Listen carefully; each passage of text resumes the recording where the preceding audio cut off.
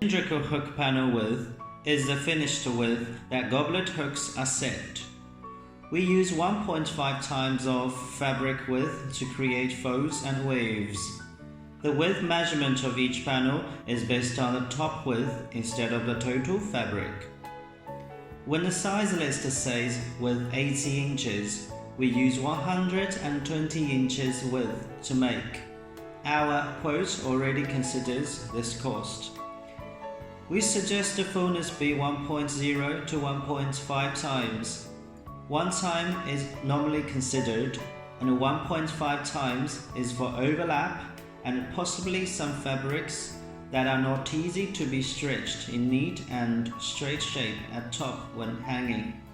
We let you decide the finished curtain width to order after considering fullness for additional width. We use a fully strong adjustable sliding plastic cylindrical curtain hook for ease of use. It fits for track traverse rods or rods with rings.